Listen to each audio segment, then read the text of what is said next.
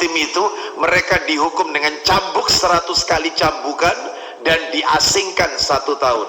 Tapi kalau sudah menikah dirajam dan targetnya harus mati. Rajam itu mati, ya, targetnya itu, ya. Jadi tidak ada dirajam itu dilempari batu itu 100 kali dilemparan, enggak. Targetnya kalau belum mati ya terus dilempar, targetnya harus mati. Itu yang berikutnya, yang ke-7 ya, itu yang ke-7 ya, mohon maaf ini yang ke-7. Jika ada orang yang melakukan hubungan dengan hewan, mengumpuli binatang, naudzubillah, maka orangnya dan binatangnya harus dibunuh. Orangnya dirinya dengan memperbanyak puasa. Mampu di sini ini apa Ustadz? Yang dimaksud mampu ini, mampu dari sisi harta atau bagaimana? Yang saya tahu kata para alim ulama, mampu di sini adalah mampu melakukan hubungan intim. Dia punya kemampuan untuk melakukan itu, maka ya sudah, ya. Apalagi syahwatnya besar, nikahkan. Ada seorang laki-laki, dia berkata kepada saya, Ustadz, anak ini Ustadz ingin menikah Ustadz, cuman anak ini masih kuliah. Orang tua anak melarang anak untuk menikah. Maksud anak nikah sambil kuliah Ustadz. Lah alasannya orang tua apa? Alasannya kuliahmu marekno dhisik. Setelah itu delek kerjaan sing mapan. Ya karena kamu itu akan menghidupi anaknya orang, harus tanggung jawab. Lah anak ini Ustadz kalau tidak segera nikah, anak ini khawatir jatuh kepada zina. Seperti itu. Apapun itu, entah itu onani, entah itu melakukan zina, naudzubillah. Sedangkan syahwat anak ini besar. Oleh karena itu gimana solusinya? Maka ya sampaikan ke orang tua antum apa adanya, sampaikan. Ya, rahimani wa rahimakumullah. Kita lanjutkan. Jadi kalau itu mampunya masalah harta, Allah yang akan memberikan kemampuan. Justru menikah itu salah satu kunci daripada kunci rizki, Bapak Ibu sekalian. Menikah itu salah satu daripada kunci dari kunci-kunci rizki. Ya, oleh karena itu menikah sekali maka insya Allah rizkinya akan dicukupi. Kalau ingin rezeki bertambah, nikah lagi. Iya. Loh, iya ini kunci rezeki ini. Mana dalilnya? Menikah itu kunci rezeki. Allah akan berikan kemampuan bagi orang yang menikah. Mana dalilnya? Dalilnya adalah disebutkan, Bapak Ibu sekalian, yaitu di dalam Al-Quran. Silakan dibuka Al-Qurannya. Allah Subhanahu wa taala berfirman di surat nomor 20. Mohon maaf, surat An-Nur, tetap An-Nur, surat An-Nur ayatnya ayat 32, surat nomor 24 ayatnya 30. Ya, kalau memang laki-laki itu belum bekerja, Anda yang carikan kerja. Anda carikan kerja. Yang penting Anda minta satu kepada laki-laki itu. Kamu belum kerja nggak apa-apa, saya nyarikan kerja kamu. Tapi saya minta satu sama kamu. Apa itu? Bawa anak saya ini sampai ke surga Allah Azza wa Jalla. Sanggup? Sanggup, baik. Carikan kerja. Jangan ketika ngelamar PNS apa, outsourcing apa, sudah karyawan tetap. Ya, jangan. Ya kita yang nyarikan kerja. Datang orang soleh, agamanya masya Allah, ya, akidahnya masya Allah. Tapi pekerjaannya nggak tetap. Maka carikan kerja. Yang penting bawa anak saya dan cucu-cucu saya nanti ke surga Allah Azza wa Jalla.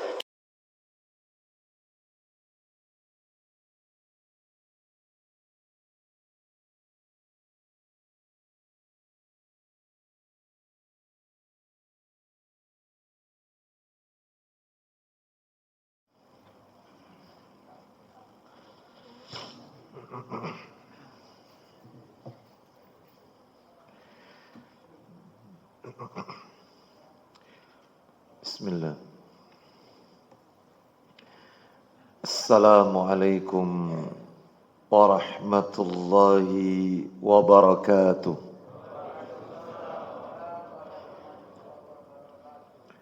Alhamdulillah. Alhamdulillahi hamdan katsiran tayyiban mubarakan fi kama yuhibbu rabbuna wa yarda.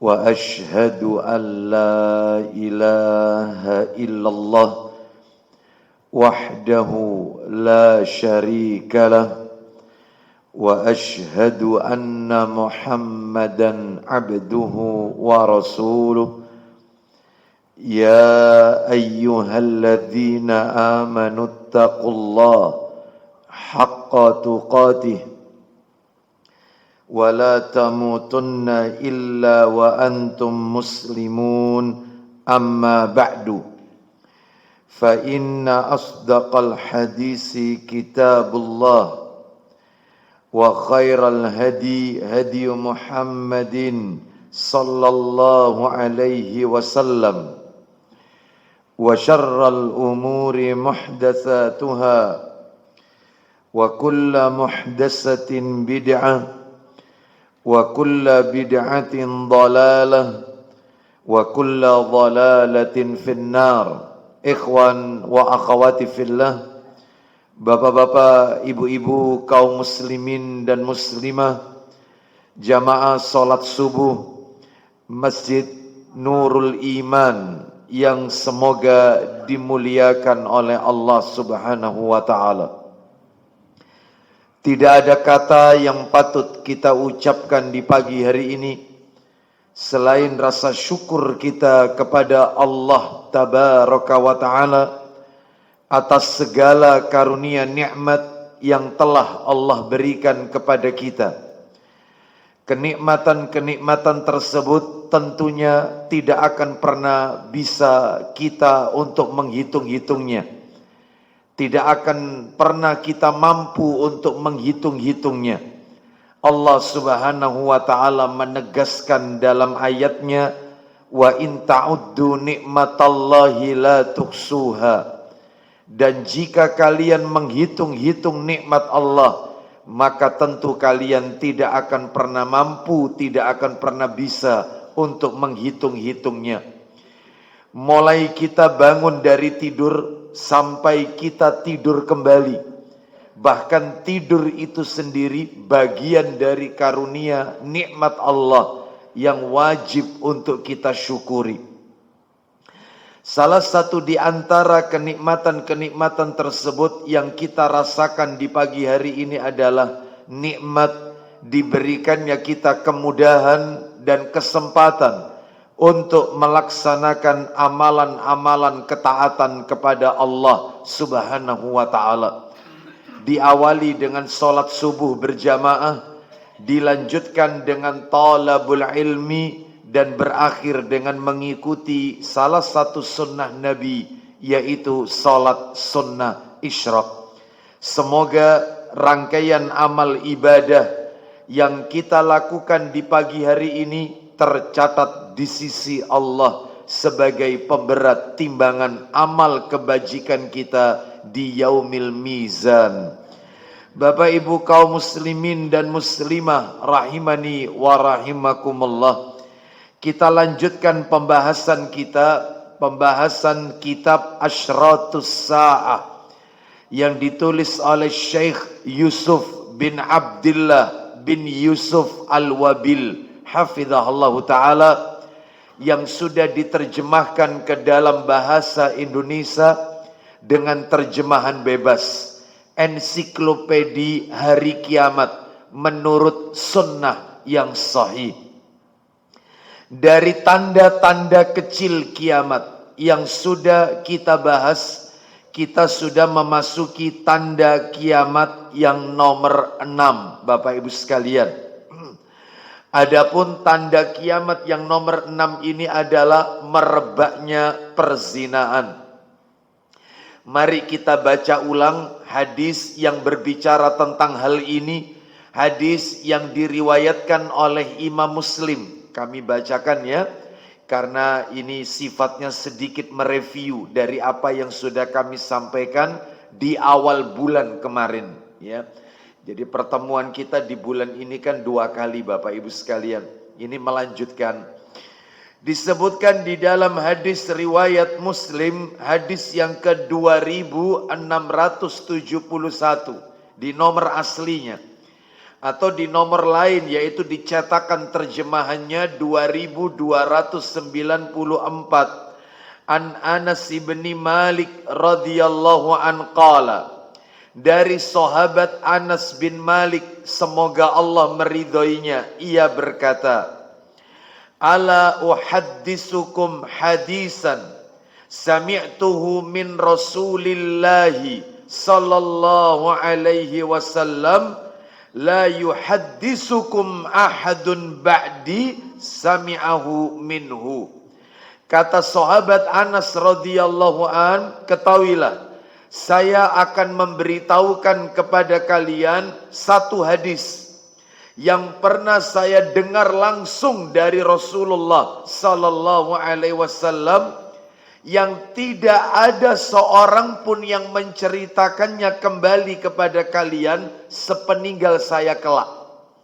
Tidak ada satupun orang yang akan menceritakan kepada kalian hadis ini ya setelah aku wafat tentunya. Akan aku sampaikan kepada kalian hadis yang aku dengar dari Nabi sallallahu alaihi wasallam. Apa itu bunyi hadisnya? Qala, Nabi sallallahu alaihi wasallam bersabda, inna min asyratis saati an yurfa'al ilmu wa yadharul jahl.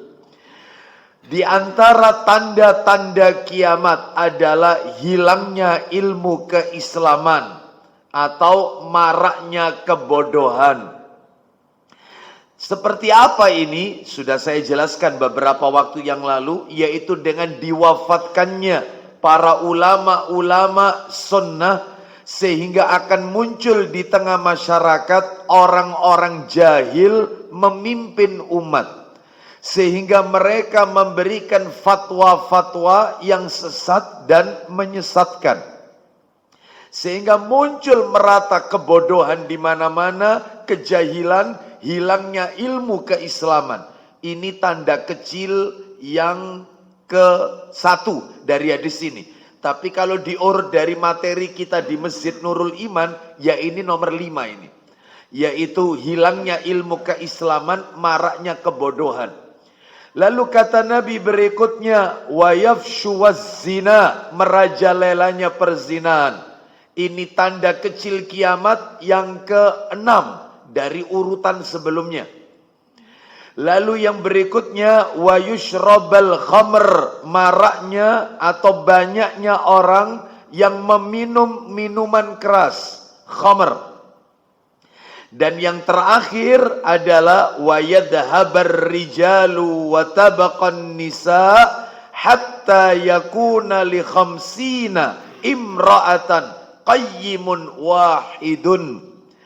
Adapun tanda kecil kiamat yang ke-8 adalah berkurangnya populasi kaum pria dan bertambahnya kaum wanita, hingga akhirnya seorang pria akan menjadi penanggung jawab bagi 50 orang wanita. Banyaknya wanita, sedikitnya kaum pria. Ini tanda kecil yang ke-8 kalau diurut, yaitu dari awal kajian kita. Baik Bapak Ibu sekalian, rahimani wa rahimakumullah, kita sedang memasuki tanda-tanda kecil kiamat yang nomor 6, merebaknya perzinahan. Dari beberapa poin yang sudah kami sampaikan, ya, sebenarnya kan ada 7 poin yang akan kita bahas. Yang pertama, definisi zina, ini sudah kita lewati. Yang kedua, tingkatan dosa zina, karena zina itu bertingkat-tingkat, dan ini sudah kita bahas pada kajian sebelumnya. Dan yang terakhir adalah materi poin yang ketiga, ini yang sudah kita tuntaskan pada kajian di awal bulan kemarin, sarana-sarana yang menjerumuskan manusia kepada zina. Pagi hari ini kita akan masuk pada poin yang keempat Bapak Ibu sekalian, dari yaitu tanda kecil kiamat yang nomor 6 ini, merebaknya zina. Apa itu yang keempat? Hukuman di dunia dan di akhirat bagi orang yang berzina. Apa hukuman, dampak buruk yang akan didapatkan oleh seseorang ketika dia melakukan perbuatan zina baik di dunia maupun di akhirat. Waliyadzubillah. Ternyata Bapak Ibu sekalian, kalau dikumpulkan dari dalil-dalil yang ada, sedikitnya dari sekian banyak dampak buruk orang berbuat zina, 7 poin saja yang ingin kami sampaikan. Ini mewakili dari sekian yang banyak. Apa itu hukuman dunia akhirat bagi orang yang berzina? Yang pertama, orang yang berzina doanya ditolak oleh Allah Azza wa Jalla. Sekali dia berbuat zina, maka doanya tidak akan diterima oleh Allah Azza wa Jalla, kecuali dia bertaubat kepada Allah dengan taubatan nasuha, dan dia isi sisa hidupnya dengan amal-amal soleh, serta ia tidak ulangi kembali perbuatan terkutuk, perbuatan keji tersebut. Jadi yang pertama, doanya tidak diterima, doanya ditolak oleh Allah Azza wa Jalla. Mana dalilnya? Dalil disebutkan di dalam kitab Sahih Targhib wa Tarhib, bisa dibantu jilid 4 ya. Kebanyakan nanti di situ semua di jilid 4, sehingga nanti jangan ditutup karena nomornya berdekatan. Yaitu dari sahabat Utsman bin Abi Al-As radhiyallahu an, bukan Utsman bin Affan ya. Bukan radhiyallahu an, bukan, tetapi Utsman bin Abi Al-As radhiyallahu an. Dari Rasulullah sallallahu alaihi wasallam, beliau bersabda, saya akan bacakan langsung poinnya, nanti tolong dibaca terjemahannya. Fala yabqa muslimun yad'u bid'awatin illa stajaballahu lahu illa zaniyatan tas'a bi farjiha aw asyaran. Silakan. Nomornya 2391. 2391. Doanya ditolak bagi mereka yang melakukan perbuatan zina. 2391. Silakan. Dari Utsman bin Abu Al-Ash, dari Rasulullah SAW, beliau bersabda, apa isi sabdanya? pintu-pintu langit dibuka pada tengah malam, Terus, lalu ada penyeru yang berseru. baik, pintu-pintu langit, berarti langit memiliki pintu. Makanya di dalam Al-Quran, Bapak Ibu kalau membaca surat An-Naba, awal juz 30 itu, surat nomor 78, wa futihatis sama'u fakanat abwaba. Ya, jadi langit itu punya pintu.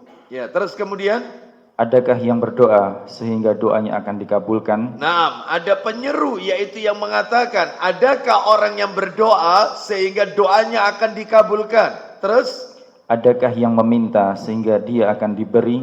adakah orang yang meminta pada waktu-waktu seperti ini, sepertiga malam terakhir, sehingga dia akan diberi oleh Allah? Terus, Adakah orang yang ditimpa kesulitan sehingga dia akan diberi jalan keluar darinya? kemudian, Maka tidak ada seorang muslim pun yang berdoa kepada Allah dengan sebuah doa permohonan, melainkan Allah Subhanahu wa taala akan mengabulkannya. tidak ada satupun seorang muslim yang berdoa kepada Allah pasti dikabulkan oleh Allah Azza wa Jalla.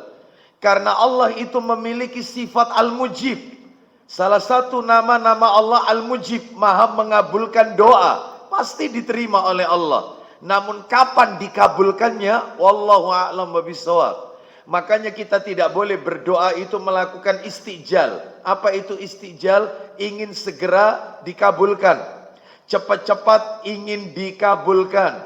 Sebagaimana yaitu Nabi SAW bersabda di dalam sebuah hadisnya, bahwasanya salah satu doa mustajab itu adalah apabila doa itu ketika seseorang berdoa tidak tergesa-gesa. Lalu kemudian sahabat bertanya, bagaimana tergesa-gesa itu wahai Rasulullah? Dia berkata kepada temannya, aku sudah sering kali berdoa kepada Allah, tapi sampai sekarang belum dikabulkan. Justru tidak akan dikabulkan oleh Allah. Ya. Oleh karena itu tidak boleh berdoa dengan tergesa-gesa. Ingin cepat-cepat dikabulkan, tetapi berdoa itu harus sabar, Bapak Ibu sekalian. Oleh karenanya Allah pasti kabulkan doanya. Kapan? Wallahu a'lam bishawab. Hanya Allah yang mengetahuinya. Yang penting kita meminta kepada Allah Azza wa Jalla. Terus kemudian, kecuali doanya siapa yang tidak diterima? Kecuali pelacur yang mencari nafkah dengan kemaluannya. Na'udzubillah. Kecuali seorang wanita yang berzina, ya, dia mencari nafkah dengan melakukan zina. Waliyadzubillah. Terus yang kedua, Dan pemungut upeti. nah, atau Pungli. pungli. Orang pemungut upeti atau pungli, maka doanya tidak diterima oleh Allah Azza wa Jalla. Ini menunjukkan kepada kita dampak buruk di dunia bagi orang yang berbuat zina, doanya ditolak, tidak diterima. Kecuali dia bertobat sebelum ajalnya. Yang kedua, merasakan azab di neraka. Na'udzubillah. Merasakan azab di neraka. Bukan hanya di dunia, di neraka, di akhirat dia akan merasakan azab. Dalilnya, silakan dibuka Sahih Targhib wa Tarhib, nomornya 2392.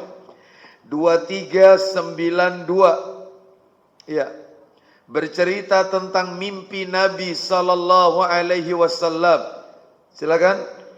Dari Samurah bin Jundah radhiyallahu anhu. Jundab.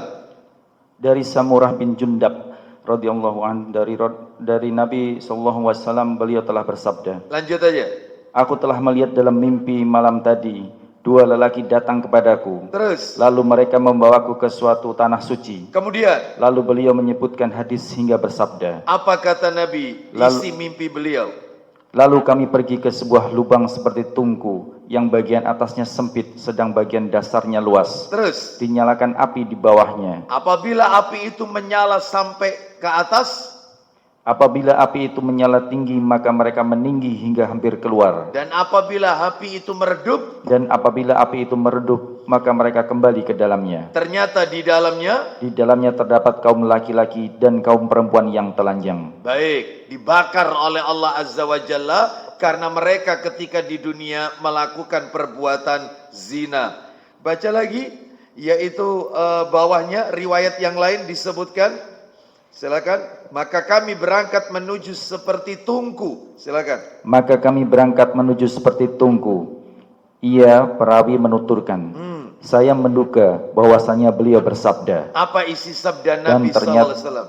dan ternyata di dalamnya terdapat suara hiruk pikuk dan suara-suara. Terus, Beliau bersabda, maka kami melihat ke dalamnya. dan ternyata, Dan ternyata di dalamnya terdapat kaum laki-laki dan kaum perempuan yang telanjang. terus, Mereka didatangi oleh nyala api dari bawah mereka.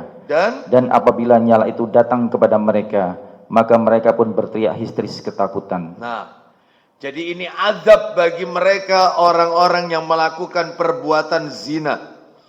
Loh, memangnya neraka itu sudah ada isinya, Ustadz? Belum, masih kosong. Tapi sudah diciptakan, sudah. Surga neraka sudah diciptakan oleh Allah Azza wa Jalla. Belum ada isinya? Belum. Lah terus cerita barusan yang kita dengarkan, yaitu laki-laki dan wanita yang dibakar oleh Allah di dalam tungku tersebut, itu bagaimana maksudnya? Artinya, kata para alim ulama, Allah Subhanahu wa Ta'ala menunjukkan kepada Nabi nantinya seperti itu. Nantinya seperti itu. Berarti surga neraka masih kosong karena belum kiamat, menunggu yaumul hisab. Tetapi diceritakan oleh Nabi karena diberitahu oleh Allah nantinya seperti itu kejadiannya. Oleh karena itu maka mudah-mudahan ini menjadi nasihat bagi mereka-mereka yang bergelimang dengan dosa maksiat ini. Yang berikutnya, yang ketiga ya.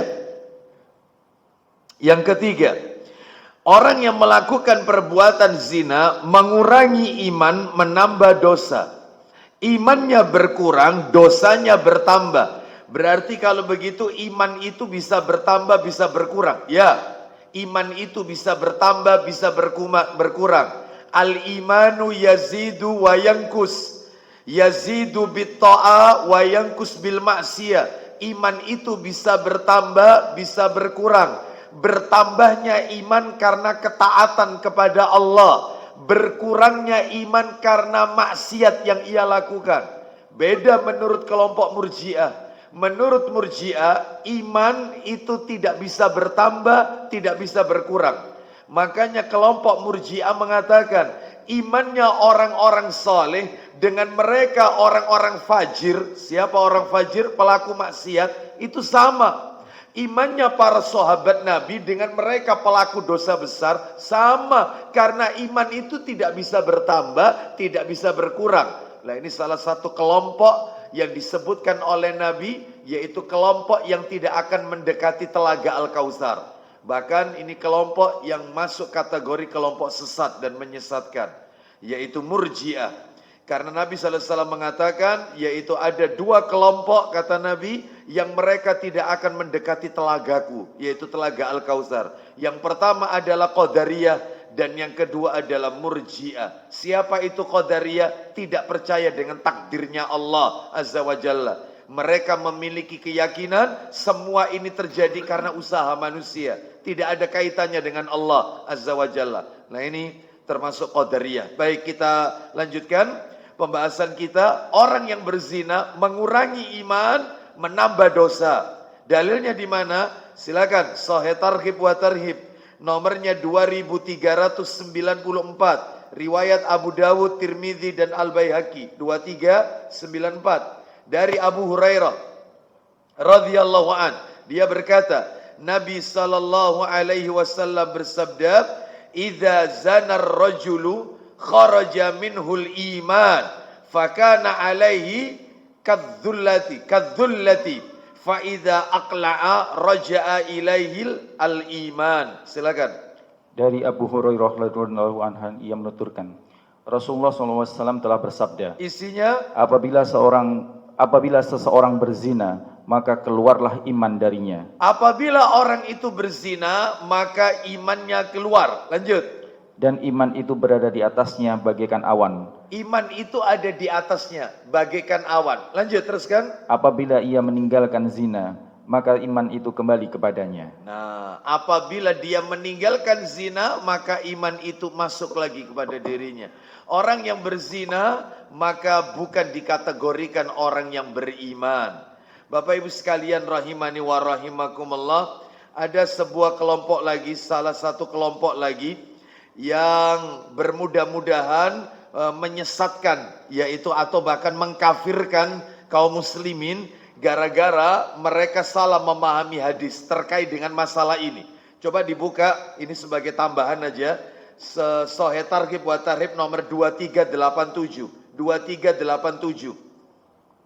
Tadi kan Bapak Ibu sudah mendengarkan, orang itu kalau berzina imannya keluar, naik ke atas seperti awan. Kalau dia tinggalkan zina, iman itu datang lagi. Lah, ini ada dalil nomor 2387 dari Abu Hurairah radhiyallahu an. Nabi sallallahu alaihi wasallam bersabda, la yazni zani hina yazni wa huwa mu'min. Silakan. Tidaklah penzina berzina ketika ia berzina. Ulang lagi. Tidaklah pezina berzina ketika dia berzina. Baik. Tidaklah seseorang yang melakukan zina, ya, yaitu dia disebut seorang mukmin. Bukan orang mukmin, orang berzina itu. Maksudnya di sini. Menurut kelompok yang satu ini, apa ini kelompok apa? Khawarij. Mereka beranggapan berarti kalau begitu, kalau dia bukan orang beriman, lawan katanya iman, kafir. Maka mereka kelompok Khawarij bermudah-mudahan mengkafirkan seluruh pelaku dosa besar. Orang berzina kafir. Terus lanjut, teruskan. Wala yasriku sariqu hina yasriku. Silakan. Wa huwa mu'min. Silakan. Dan dia adalah seorang mukmin.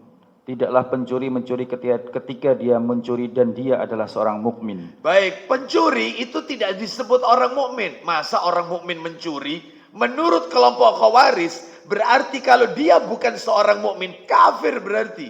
Nah, ini bermudah-mudahan dia lupa rupanya bahwasanya tingkatan level seseorang itu ada 3. Muslim, mukmin, muhsin. Makanya malaikat Jibril ketika menemui Nabi sallallahu alaihi wasallam, ketika malaikat Jibril bertanya kepada Nabi, "Akhbirni anil Islam." Beritahukan kepadaku tentang Islam. Dijawab oleh Nabi, Islam itu ada 5. Membaca 2 kalimat syahadat, salat, zakat, saum di bulan Ramadan, haji ke Baitullah. Lalu kemudian dibenarkan oleh malaikat Jibril, "Shadaqta, kamu benar." Para sahabat yang waktu itu menyaksikan itu bingung. Dia yang bertanya, dia sendiri yang membenarkan. Dan malaikat Jibril pada waktu itu berubah wujud menjadi sosok manusia biasa. Lalu kemudian tanya lagi yang kedua, akhbirni anil iman, beritahukan kepadaku tentang iman. Dijawab oleh Nabi, iman itu adalah antu'mina billahi wa malaikatihi wa kutubi, dan seterusnya, rukun iman itu. Lalu dibenarkan lagi oleh malaikat Jibril, sodakta, kamu benar. Lalu yang terakhir, akhbirni anil ihsan, beritahukan kepadaku apa itu ihsan. Ihsan itu adalah engkau beribadah kepada Allah seakan-akan engkau melihat Allah. Namun jika engkau tidak melihat Allah, karena nggak mungkin, mustahil melihat Allah di dunia, maka tanamkan dalam hatimu Allah melihat engkau. Itulah namanya ihsan. Berarti ada Islam, ada iman, ada ihsan. Level tertinggi itu ihsan. Orangnya muslim, mukmin, muhsin. Maka kembali ke hadis tadi, kalau dia tidak disebut mukmin, masa mukmin berzina, masa mukmin mencuri, memang betul bukan orang mukmin. Terus orang apa? Turun levelnya. Muslim, tanya, masih sholat tidak? Lu sholat tapi berzina, berarti muslim bukan mukmin. Makanya ada dalam Al-Quran, muslim belum tentu mukmin, mukmin pasti muslim. Surat Al-Hujurat ayat 15. Orang Islam belum tentu beriman, tapi orang beriman kepada Allah pasti muslim. Islam belum tentu iman, iman pasti Islam. Maka jangan bermudah-mudahan mengkafirkan orang gara-gara dia melakukan dosa besar. Siapa itu? Zina, kafir. Mencuri, kafir. Termasuk satu lagi ini, yaitu lanjut berikutnya, wala yasrabul khamra hina yasrabuha wa huwa mu'min. Silakan. Dan tidaklah seseorang minum khamr ketika dia meminumnya dan dia adalah seorang mukmin. Nggak mungkin orang mukmin kok minum khamr, mabuk-mabukan. Memang betul. Ya, memang betul. Masa orang beriman itu mabuk-mabukan? Lah terus kalau bukan beriman, Ustadz apa? Islam. Masih sholat kan? Sholat Ustadz, tapi suka mabuk Ustadz. Islam. Belum iman. Belum mukmin. Ustadz ternyata dia yang tidak sholat, bahkan mengingkari kewajiban sholat, kafir, turun sudah. Makanya ini menunjukkan kepada kita tidak boleh bermudah-mudahan. Kembali ke materi kita, orang yang melakukan perbuatan zina mengurangi iman, menambah dosa, bukan termasuk orang yang beriman. Baik, Bapak Ibu sekalian, kita lanjutkan yang keempat. Yang keempat yaitu Allah Subhanahu wa taala tidak akan pernah melihatnya di hari kiamat kelak. Orang yang melakukan perbuatan zina tidak akan pernah dilihat oleh Allah di hari kiamat kelak. Artinya dilihat di sini dilihat dengan pandangan rahmat. Tidak mungkin mendapatkan rahmat dari Allah kelak di hari kiamat. Mana ini dalilnya? Padahal Bapak Ibu kan tahu orang masuk surga itu karena rahmatnya Allah, bukan karena amalannya. Amalan itu hanya menunjukkan kepada kita kedudukan kita di dalam surga itu di level berapa, itu amal soleh. Sedangkan masuk tidaknya seseorang ke dalam surga karena rahmatnya Allah Azza wa Jalla. Ya. Makanya kita itu ditekankan ketika berdoa, yaitu meminta rahmatnya Allah Azza wa Jalla.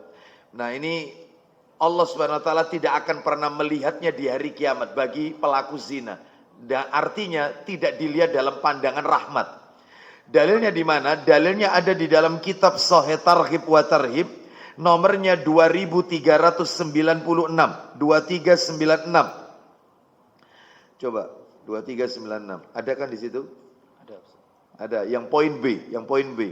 Ya, dari Abu Hurairah radhiyallahu an, ikut sama yang atas. Cuman riwayatnya ini riwayat At-Tabrani.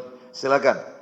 Dan diriwayatkan oleh At-Tabrani dalam Al-Mujam Al-Awsat, sedangkan lafadznya. Baik, sama-sama dari Abu Hurairah radhiyallahu an, dia berkata, Nabi sallallahu alaihi wasallam bersabda, la yanzurullahu yaumal qiyamah ila syaikhiz zani walal ajuziz zaniyah. Na'udzubillah. Silakan. Allah tidak akan melihat pada hari kiamat nanti kepada laki-laki tua renta bezina dan perempuan lanjut usia pezina. Allah tidak akan melihat nanti di hari kiamat laki-laki tua berbuat zina dan perempuan tua renta melakukan perbuatan zina. Ya, bayangkan yang tua saja tidak akan dilihat dengan pandangan rahmat, apalagi mereka yang melakukan di usia muda, maka ini haram hukumnya. Sekarang kita lanjutkan yang kelima. Allah segerakan azabnya. Segera akan Allah turunkan azab. Segera akan Allah turunkan azab. Mana dalilnya? Ayo, Sahih Targhib wa Tarhib nomor 2400. 2400 dari Maimunah, istri Nabi ini ya, Ummul Mukminin radhiyallahu anha, dia berkata, saya mendengar Nabi sallallahu alaihi wasallam bersabda, la tazalu ummati bi khairin ma lam yafshus fihim waladuz zina. Silakan. Umatku akan tetap berada dalam kebaikan selama Ulang lagi, umatku akan tetap berada dalam kebaikan selama tidak merebak di tengah-tengah mereka anak zina. Umatku akan selalu tetap berada dalam kebaikan, asalkan tidak merebak di masyarakat itu anak zina, anak hasil perbuatan zina. Ya, sebenarnya Bapak Ibu sekalian tidak ada istilah anak haram itu. Kita katakan anak itu anak haram, anak jadah, anak hasil zina, nggak boleh. Kita katakan semua bayi yang lahir di muka bumi ini suci. Kullu mauludin yuladu alal fitrah. Setiap bayi yang baru lahir di muka bumi ini suci. Ayah dan ibunya lah yang melakukan perbuatan itu. Jadi maksudnya hadis Nabi ini kalau sudah banyak bermunculan di masyarakat anak-anak yaitu hasil zina. Nah itu ya. Jadi di luar pernikahan yang sah. Maka lanjut. Apabila sudah merebak di tengah-tengah mereka anak zina, Ya. maka Allah akan segera meratakan azab kepada mereka. Allah akan ratakan azab kepada mereka. Disegerakan azabnya. Rata. Ya. Baik, jadi ini luar biasa Bapak Ibu sekalian. Jika kita lihat perbuatan yang satu ini di masyarakat kita luar biasa. Model-modelnya banyak sekali. Bahkan mereka melakukannya tanpa malu, melakukan perbuatan tersebut. Kita lanjutkan yang keenam. Hukuman di dunia dicambuk dan dirajam.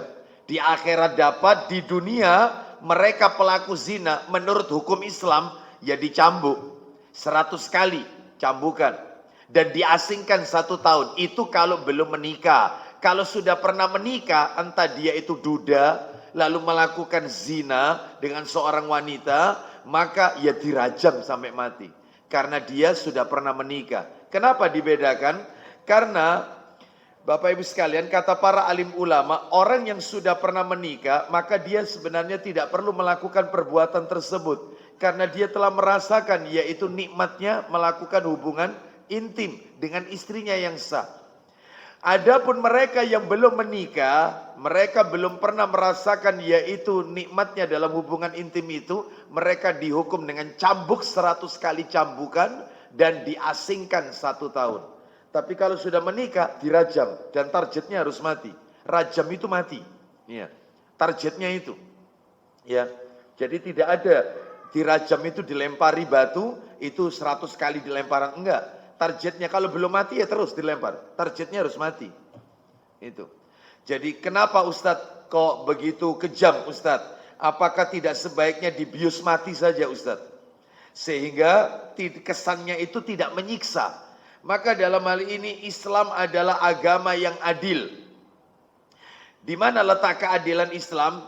Mohon maaf ini Bapak Ibu sekalian. Ketika dia melakukan zina, dia merasakan nikmatnya melakukan hubungan intim itu sekujur tubuhnya. Dari ujung rambut sampai ujung kakinya. Maka dia harus merasakan sakitnya lemparan batu itu sekujur tubuhnya. Adil Islam ini. Jadi kalau ada hukuman dikebiri dan seterusnya, sebenarnya ini tidak mengikuti tuntunan Islam sebenarnya ya. Jadi kalau konsep Islam adil, mencuri potong tangan.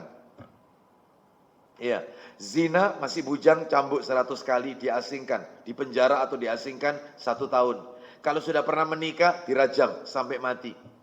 Mana ini dalilnya? Dalilnya adalah disebutkan di dalam Al-Quran, suratnya surat nomor 24, An-Nur, surat yang ke-24 An-Nur, ayatnya Bapak Ibu sekalian, ayat yang kedua. surah 24 ayatnya ayat 2. An-Nur ayat 2. Kita dengarkan. Allah Ta'ala berfirman, An-Nur ayat 2. Pezina perempuan dan pezina laki-laki, deralah mereka masing-masing dari keduanya 100 kali. Lanjut. Dan janganlah rasa belas kasihan kepada keduanya mencegah kamu untuk melaksanakan hukum Allah jika kamu beriman kepada Allah dan hari kemudian. Gak boleh berbelas kasih kepada mereka. Tegakkan hukum Allah. Lanjut. Hendaklah pelaksanaan hukuman atas mereka disaksikan oleh sebagian orang-orang mukmin. Baik, jadi seperti itu. Adapun terkait masalah rajam, itu ada di dalam hadis Nabi Sallallahu Alaihi Wasallam riwayat Muslim. Kita lanjutkan saja. Yang berikutnya yang ke-7 ya. Itu yang ke-7 ya. Mohon maaf ini yang ke-7. Jika ada orang yang melakukan hubungan dengan hewan, mengumpuli binatang, naudzubillah, maka orangnya dan binatangnya harus dibunuh. Orangnya dan binatangnya, subjeknya dan objeknya harus dibunuh. Jadi kalau ada orang yang mengumpuli binatang-binatang tertentu biasanya oleh orang-orang kafir dijadikan media untuk memuaskan perbuatan zina ini, maka yaitu orangnya dan hewannya harus dibunuh. Ya, harus dibunuh. Mana ini dalilnya? Dalilnya yaitu disebutkan di dalam hadis, ya, di dalam hadis Sahih Targhib wa Tarhib riwayat Abu Dawud nomornya 2423. Sahih Targhib wa Tarhib nomor 2423, di mana Rasulullah sallallahu alaihi wasallam bersabda, "Man ata bahimatan faqtuluhu waqtuluha ma'ahu." Silakan. Barang siapa yang menyetubuhi hewan ternak, maka bunuhlah ia dan bunuhlah binatang ternak itu bersamanya. Barang siapa yang menyetubuhi hewan ternak, maka bunuhlah orangnya dan bunuhlah binatang ternak itu bersamanya. Berikutnya bawahnya ada lagi redaksi lain. Nabi SAW bersabda, "Uqtulul fa'ila wal maf'ula bih." Silakan. Bunuhlah pelaku homoseks dan objeknya, dan orang yang menyetubuhi binatang. Tuh, bunuhlah pelaku homoseks dan objeknya dan orang yang menyetubuhi binatang. Dua-duanya dibunuh dalam Islam. Hukumannya halal, itu darahnya dalam Islam. Ada 12 orang yang darahnya boleh ditumpahkan. Padahal menumpahkan darah seseorang itu haram. Tetapi Islam mengajarkan ada 12 orang. Salah satunya adalah yaitu mereka yang melakukan yaitu perbuatan homoseks dan juga menyetubuhi hewan. Dua-duanya halal dibunuh. Cuman ini eksekutornya bukan kita Bapak Ibu. Bukan.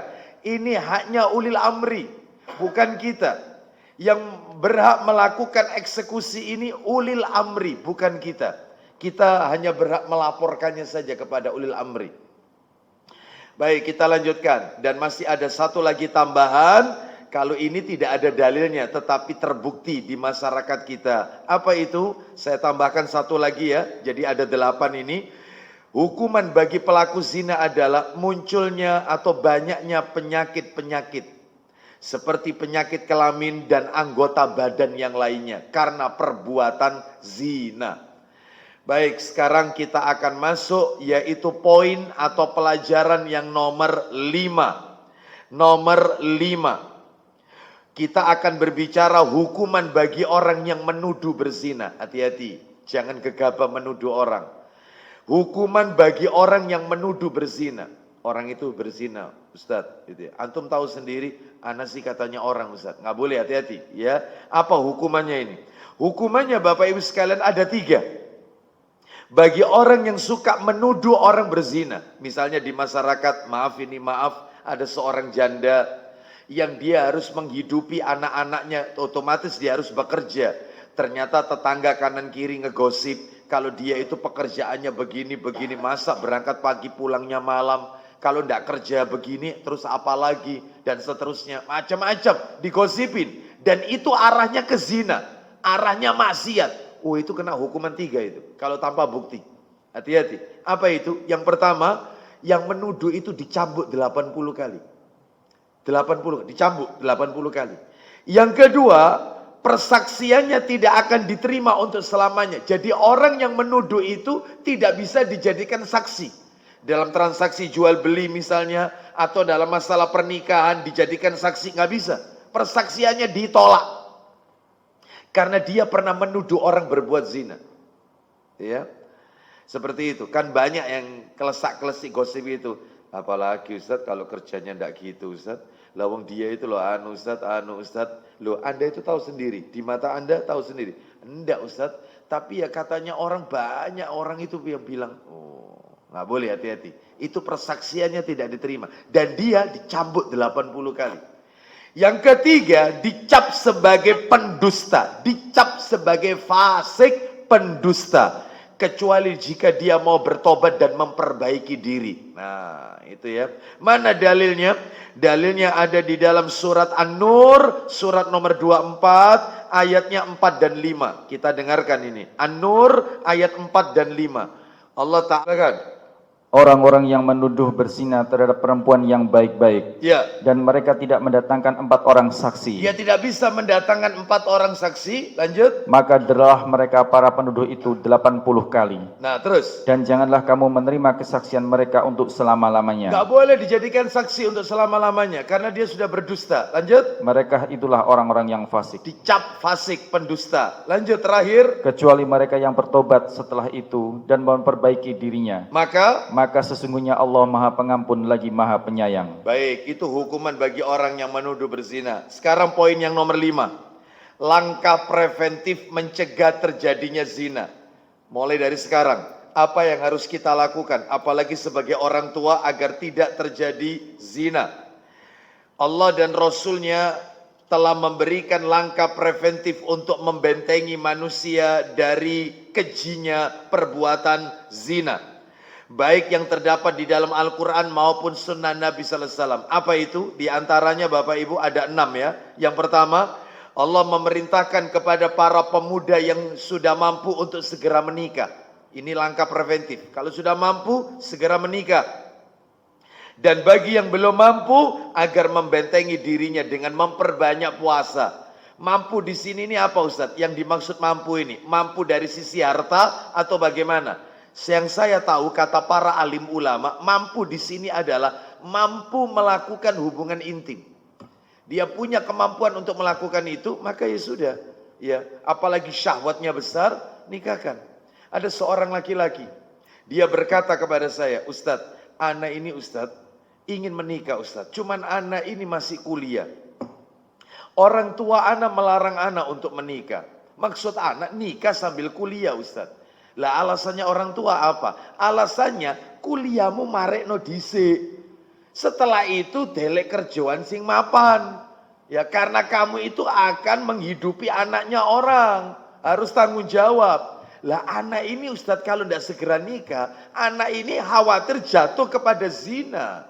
Seperti itu. Apapun itu, entah itu onani, entah itu melakukan zina, naudzubillah. Sedangkan syahwat anak ini besar. Oleh karena itu gimana solusinya? Maka ya sampaikan ke orang tua antum apa adanya, sampaikan. Ya, jadi orang tua dalam hal ini tidak boleh melarang. Bahkan muncul sekarang pertanyaan, kalau misalnya Ustadz laki-laki itu nekat dia nikah tanpa restu orang tua, laki-laki nekat menikah tanpa ridho restu ayah ibunya, apakah nikahnya sah? Sah. Zina? Tidak. Laki-laki soalnya, laki-laki. Tapi kalau wanita, bahaya. Bapak tidak restu, orang tuanya tidak mengizinkan, tidak ridho, dia nekat yang nikahkan pamannya. Misalnya, adik ayahnya atau kakak ayahnya. Lu kan paman ini. Maka tetap zina. Tetap zina. Ya, walinya. Lah kalau walinya meninggal, lain soal. Maka taukil wali yaitu keluarga ayah yang lain. Nah seperti itu. Lah ini walinya masih hidup dan walinya tidak setuju. Enggak, saya enggak setuju. Kuliah selesaikan dulu baru kemudian yaitu boleh menikah. Ya, ini anak perempuan loh ya. Maka dalam hal ini nikahnya tidak sah. Baik Bapak Ibu sekalian, adapun kalau laki-laki bebas ya, termasuk bapak-bapak ini pulang taklim langsung nikah boleh, bisa. Bisa. Karena laki-laki ini enggak butuh apa ini? wali, ya seperti itu. Bisa berangkat sendiri bisa, ya. Gitu ya. Modalnya cuman harus berani, ya. Kenapa kok takut ya? Takut itu dalam perkara-perkara yang lain. Bapak Ibu sekalian rahimani wa rahimakumullah. Jadi kalau dia sudah punya kemampuan menikah. Mana dalilnya? Kita dengarkan surat nomor 24. Sama dari tadi An-Nur ya. Sekarang ayat yang ke-35. Surat 24, oh mohon maaf, ayat 33 maksud saya. Ayat 33. Surat An-Nur, surat nomor 24, ayatnya ayat 23. Allah Subhanahu wa taala berfirman 33, An-Nur ayat 33. Allah taala berfirman, ya silakan. Orang-orang yang tidak mampu menikah hendaklah menjaga kesucian dirinya sampai Allah memberi kemampuan kepada mereka dengan karunia-Nya. Terus, apabila hamba sahaya yang kamu miliki menginginkan perjanjian kebebasan, hendaklah kamu buat perjanjian dengan mereka jika kamu mengetahui ada kebaikan pada mereka. Berikanlah kepada mereka sebagian harta Allah yang dikaruniakannya kepadamu. Janganlah kamu paksa hamba sahaya perempuanmu untuk melakukan pelacuran, jika mereka sendiri menginginkan kesucian. Terus. Karena kamu hendak mencari keuntungan kehidupan duniawi. Siapa yang memaksa mereka, maka sesungguhnya Allah Maha Pengampun lagi Maha Penyayang kepada mereka setelah mereka dipaksa. Nah, Bapak Ibu sekalian, nggak boleh. Termasuk ayat ini menunjukkan kepada kita, nggak boleh orang tua itu memaksa anaknya untuk menikah si fulan misalnya. Nggak, Papa nggak setuju. Pokoknya Papa akan nikahkan kamu sama ini. Padahal anak ini aku nggak senang.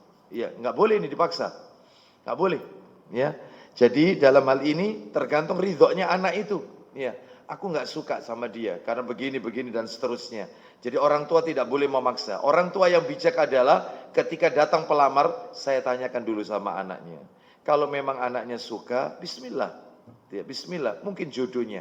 Kalau memang tidak suka, mungkin belum jodohnya. Seperti itu. Jadi tidak boleh memaksa anak. Ya. Karena ada orang tua itu, wis pokoknya, nah ini repot kalau sudah begini. Ya. Pokoknya ini. Ya. Kecuali kalau orang tua itu melihat calonnya itu adalah yaitu misalnya pilihan anaknya ini adalah orang yang tidak memiliki agama yang bagus, akhlaknya tidak bagus, maka orang tua boleh berkata seperti itu, memaksa anaknya untuk tidak mendekati laki-laki tersebut. Baik, kita lanjutkan, tambahkan dalil. Coba Sahih Muslim 1319 di nomor aslinya nomor 1400. Kalau ini kan cetakan terjemahan. Ya, 1319. Kalau nomor aslinya 1400. Kita dengarkan ya dari sahabat Abdullah. Nah, silakan. Dari Abdullah radhiyallahu an katanya, Rasulullah SAW bersabda, Iya. "Hei para pemuda, siapa-siapa di antara kamu yang telah sanggup memikul tanggung jawab berumah tangga." Nah, siapa-siapa di antara kalian, ya ma'syaras syabab, ya wahai para pemuda, man istata'a, ya ma'syaras syabab, man istata'a minkumul ba'ah falyatazawwaj fa innahu aghaddu lil basar. Ulang lagi, wahai para pemuda. Hai para pemuda, siapa-siapa di antara kamu yang telah sanggup memikul tanggung jawab berumah tangga, maka kawinlah. Terus. Karena perkawinan itu dapat menundukkan mata dan kemaluan dari dosa. Nah, karena pernikahan itu bisa menundukkan pandangan mata dan farji dari dosa. Lanjut.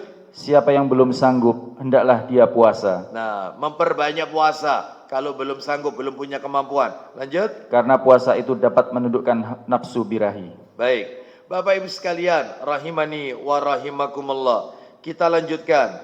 Jadi, kalau itu mampunya masalah harta, Allah yang akan memberikan kemampuan. Justru menikah itu salah satu kunci daripada kunci rizki, Bapak Ibu sekalian. Menikah itu salah satu daripada kunci dari kunci-kunci rizki. Ya, oleh karena itu menikah sekali maka insya Allah rezekinya akan dicukupi. Kalau ingin rezeki bertambah, nikah lagi. Ya. Loh, iya ini kunci rezeki ini. Mana dalilnya? Menikah itu kunci rezeki. Allah akan berikan kemampuan bagi orang yang menikah. Mana dalilnya? Dalilnya adalah disebutkan, Bapak Ibu sekalian, yaitu di dalam Al-Quran. Silakan dibuka Al-Qurannya. Allah Subhanahu wa taala berfirman di surat nomor 20. Surat An-Nur, tetap An-Nur. Surat An-Nur ayatnya ayat 32. Surat nomor 24 ayatnya 32. Ayat 32. Allah Subhanahu wa taala berfirman. Ya, silakan. Nikahkanlah orang-orang yang masih membujang di antara kamu. Tuh, nikahkan mereka yang masih bujang. Terus. Dan juga orang-orang yang layak menikah dari hamba-hamba sahayamu, Kemudian. baik laki-laki maupun perempuan. Terus. Jika mereka miskin, Allah akan memberi kemampuan kepada mereka dengan karunia-Nya. Nah, terus. Allah maha luas pemberiannya, lagi maha mengetahui. Nah, seperti itu ya. Kalau mereka miskin, Allah akan berikan kemampuan kepada mereka. Kita lanjutkan. Nomor 2. Ya, jadi jangan menunda-nunda. Apalagi memiliki anak gadis, itu segera nikahkan. Ada perbuatan di dalam Islam itu yang tidak boleh ditunda-tunda. Segerakan. Salah satunya selain tobat, selain menutup hutang, selain juga berbuka puasa, ini nggak boleh ditunda-tunda. Di antaranya juga mengurusi jenazah. Di antaranya lagi adalah menikahkan anak perempuan. Sudah. Kalau memang sudah datang waktunya, nikahkan. Datang pelamar laki-laki soleh, akhlaknya bagus, nikahkan. Ya. Kalau memang laki-laki itu belum bekerja, Anda yang carikan kerja. Anda carikan kerja. Yang penting Anda minta satu kepada laki-laki itu. Kamu belum kerja nggak apa-apa, saya nyarikan kerja kamu. Tapi saya minta satu sama kamu. Apa itu? Bawa anak saya ini sampai ke surga Allah Azza wa Jalla. Sanggup? Sanggup. Baik. Carikan kerja. Jangan ketika ngelamar PNS apa? Outsourcing apa? Sudah karyawan tetap. Ya. Jangan. Ya, kita yang nyarikan kerja. Datang orang soleh, agamanya Masya Allah. Ya, akidahnya Masya Allah. Tapi pekerjaannya nggak tetap. Maka carikan kerja. Yang penting bawa anak saya dan cucu-cucu saya nanti ke surga Allah Azza wa Jalla. Cuman itu aja. Ya baik, kita lanjutkan. Karena seringkali yang ditanya itu apa? Kerjaan. Nah itu. Nomor 2. Menjauhkan diri dari sarana-sarana yang menjerumuskan manusia kepada zina dan menjauhi tempat yang berbau maksiat. Seperti bioskop, kafe, tempat wisata. Jauhi ya, jauhi. Karena ini sarana-sarana yang mengarah kepada zina. Ya. Dan ini dalilnya sudah kami sampaikan sebelumnya. Nomor 3, meningkatkan rasa takut kepada Allah di mana saja kita berada. Merasa diawasi oleh Allah Azza wa Jalla. Mana dalilnya? Dalilnya ada di surat Yunus. Surat nomor 10 Yunus ayat 61. Allah Subhanahu wa taala berfirman, surat Yunus ayatnya 61.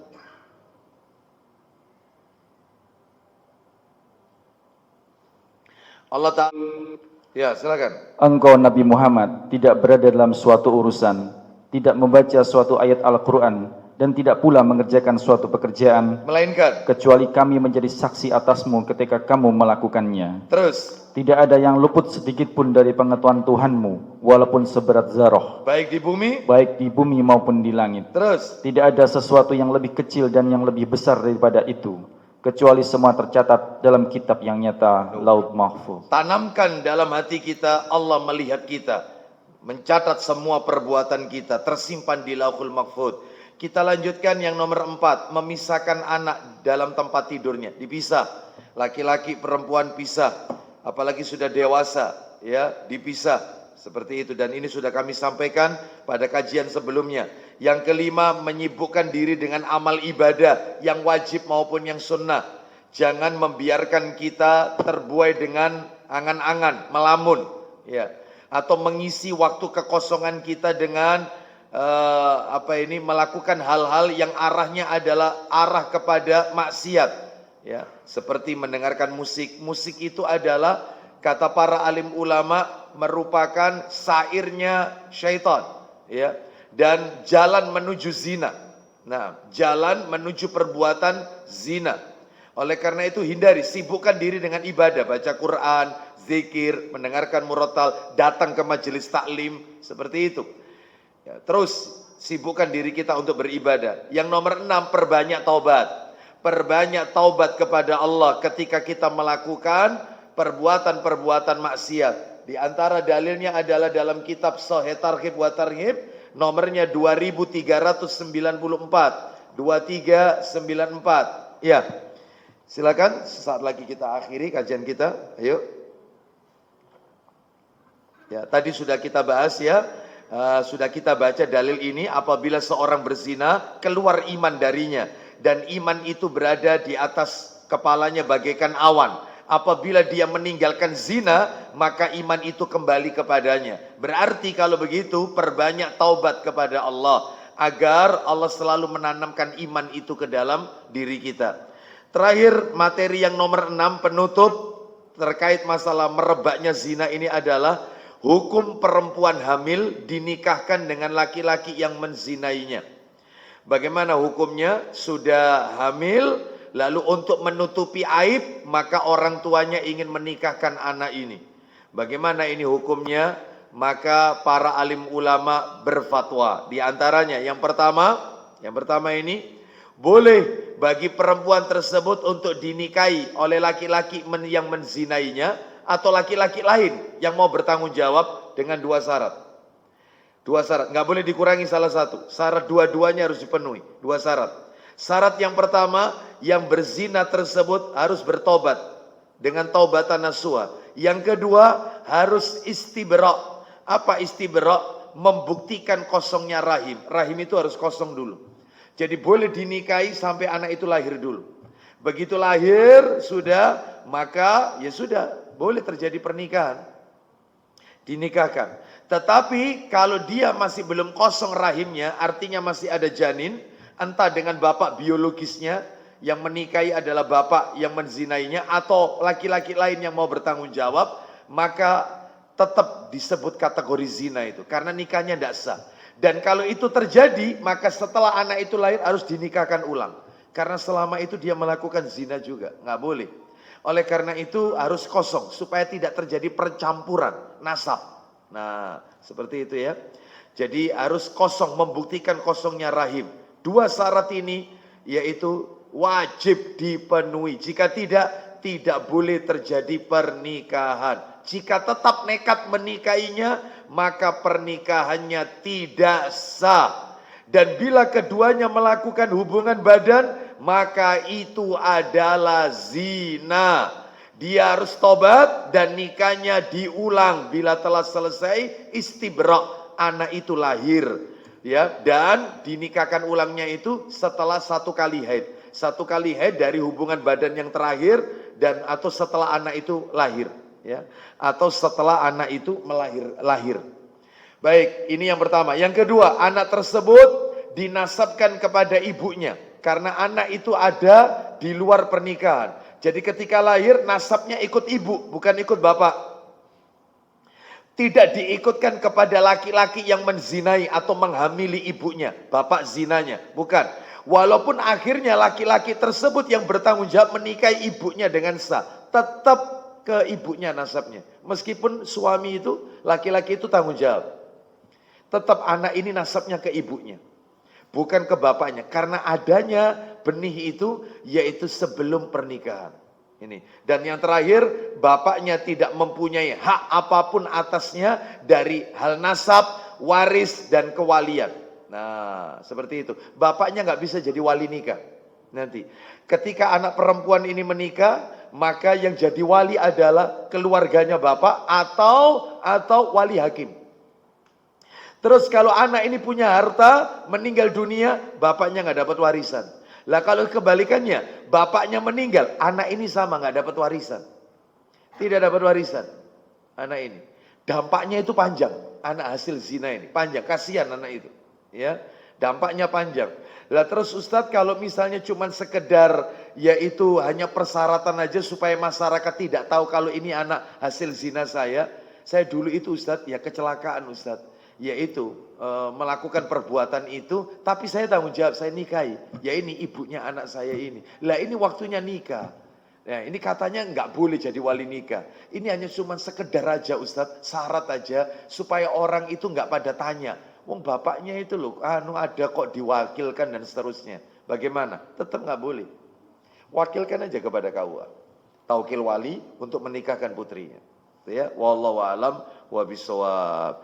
Jadi Bapak Ibu sekalian, tuntas sudah materi kita, tanda-tanda kecil kiamat yang nomor 6, merebaknya perzinahan.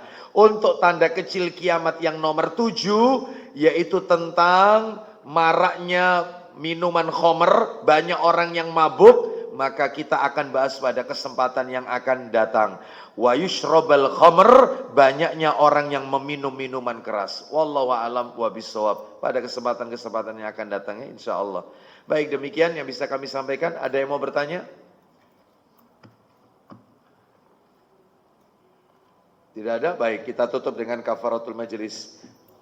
Semoga menjadi tambahan ilmu yang bermanfaat. Kita akhiri wassallallahu ala nabiyyina wa ala alihi washabihi wasallam. Subhanakallahumma wa bihamdika asyhadu an la ilaha illa anta astaghfiruka wa atubu ilaik. Wa akhiru da'wana anil hamdulillahi rabbil alamin. Assalamualaikum warahmatullahi wabarakatuh.